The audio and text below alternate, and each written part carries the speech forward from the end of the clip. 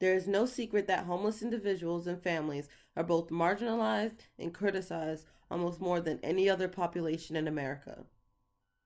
Street to Feet wants to do something about that. We borrowed the idea from Raising the Roof, a Canadian organization dedicated to fighting homelessness. In this video, you will see Street to Feet workers as well as real homeless individuals reading things that they have heard people say about the homeless. It is time for a change in the way we treat homeless people, who I also like to call people. To start things off, we asked some of the workers and clients about what they think homelessness is. Homelessness to me is more than just someone without a home. I don't know, it's weird. I guess homelessness to me is kind of like, it's kind of like the modern day, like leprosy in a way. And I say that because, like, people look at you and, you know, like, if you've been out there long enough, you know, you're dirty, you probably don't smell good enough or whatever. It's miserable. Cold, wet. Any of us, if our situation was just altered slightly, could find ourselves in a homelessness situation. If I've learned anything during my time at Street to Feet, it is that anyone can become homeless. It's something that we don't think of. We've become so accustomed to seeing people living on our streets, on our benches, in our parks.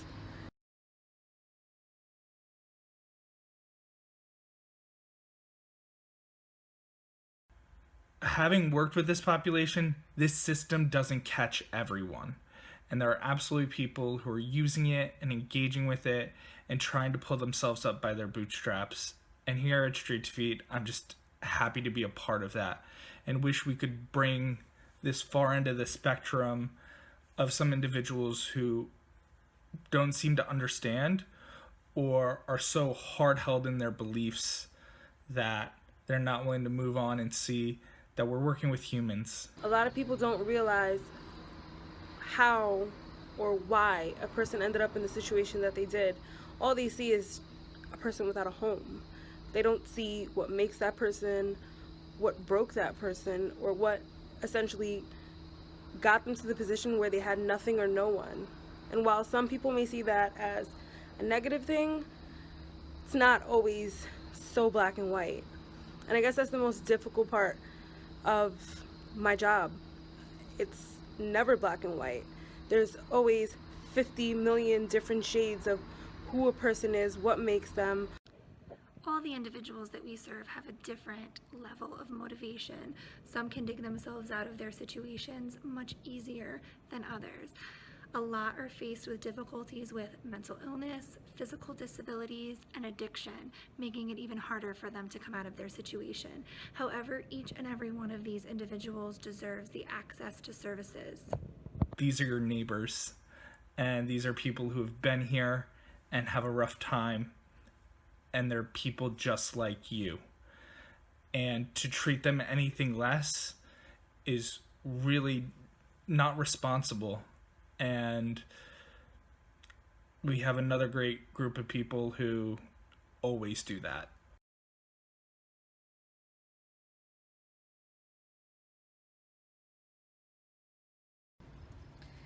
The people that are asking for money, who are arguing, who are stabbing, are living in our parks, said by Stroudsburg Main Street business owner. All homeless people do is live off the system. Well, I could say for one that I know a lot of homeless people who don't get anything from the system. They're just homeless and they get what they can off the streets and they don't get any assistance because a lot of homeless people didn't grow up having disabilities. They worked their whole lives and then something horrible happened to them and now they have either no family or friends or they have no support besides themselves and they can't get any assistance even if they wanted it.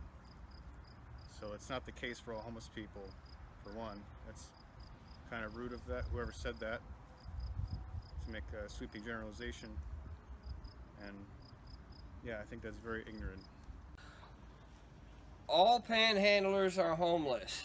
Yes, some of the homeless people panhandle. They have really no other choice to gain a few dollars for things they need, sometimes like underwears and socks and things like that. It's your fault you're homeless. It's not. I just came across a lot of predicaments, and I'm trying to get back on my feet, you know what I mean? People often forget that kindness is free. How does that make you feel? How does it make me feel? It feels bad because I'm kind to everybody, and people aren't kind to me. At Street to Feet, we often hold conversation with our clients to try and see their perception on how the world treats them in hopes to help us better serve the population. Here's what one of our clients had to say. You would imagine right now if within 24 hours your girlfriend left you, your family disowned you, and you lost your job. Within 24 hours, if that happened, like, what would you do? Where would you go? You'd be where I am, homeless and screwed. And I don't think anyone's truly, like, independent. Or at least if you are, you didn't get independent on your own. You know what I mean? You went to college, your family helped you out for a little bit. You know, they helped you pay your tuition or whatever. Or maybe you got joined the military. Like, everyone got help. And for those of us that had no help, and, you know, like, literally, like I said, like, the ground on your feet just disappeared, you know, and you had to crawl up from nothing. It's like what happened to me. Kids are like, yo, you know, as a grown man sitting there, and he's like sleeping on the street or whatever, and they think that, like, you know, you're not really a man, you're not really a guy, because you don't have all the answers, you know, like, you're weak. You know, men are supposed to be strong and be able to support themselves, and a woman and 3 kids and all this, you know, that whole stereotype, I guess.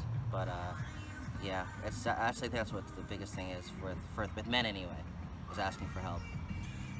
I know me personally, a cop called me a shitbag because I was sleeping behind a business, and I knew it was closed that day, so I knew nobody would come to the store. And I guess the cop was rolling by and he found me, like, he goes, you need to go under a bridge somewhere, like, you're a fucking shitbag, started like yelling at me and stuff like that. And you know, at first it hurts you, but then eventually you hear it so much that it just doesn't even affect you anymore. And I think that's what's kind of worse, you know?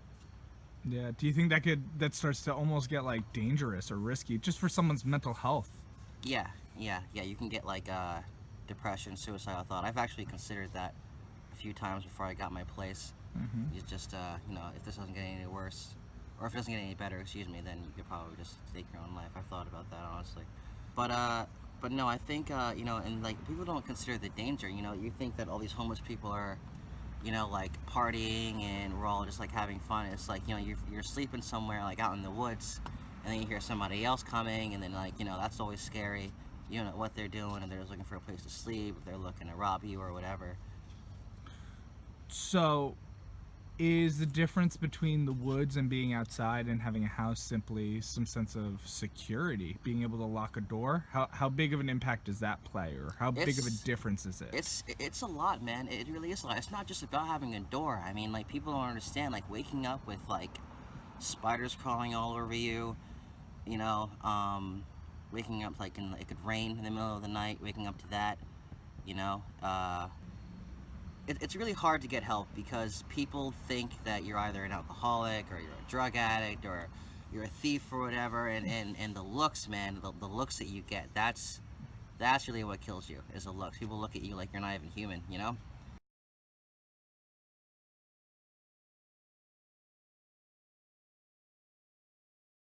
Homelessness is no joke. Money everywhere, knowing you broke. Crying at night, my blankets are soaked. Walking around like I'm wearing an invisible cloak.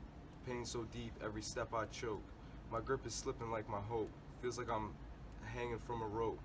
Trying to make money the right way, not trying to sell dope. Staying clean, not trying to do coke. Staying sober, but my conscience says no. Sinking in the river, trying to stay afloat with no paddle on a boat. Emotionally trying to express myself through this note. Please help us, you're strangling our throats with this discrimination when you don't know our situation. It's got my sadness turning into frustration because you don't know the obstacles we are facing. It's got my mind racing, thoughts over analyzing, got me pacing. Got no time because the present is erasing. So my future I'm embracing, not trying to be procrastinating. I'm young, let's face it. If your kids were on the streets, you'd be devastated. Especially everyone be hating, pushing them down till they're faded, slandering words you hear them stated. When they don't know your situation, been trying to find an occupation, but these businesses be hating. It got me debating on whether I should have any patience. Thank you for taking the time to watch this video. We hope that hearing our clients' stories have helped open your eyes into the realities of homelessness here in Monroe County. There are so many reasons why someone becomes homeless and so many ways that we can help people get out of this situation. To learn how you can become more involved, please contact us at Street to Feet Outreach Center at 570-369-1304.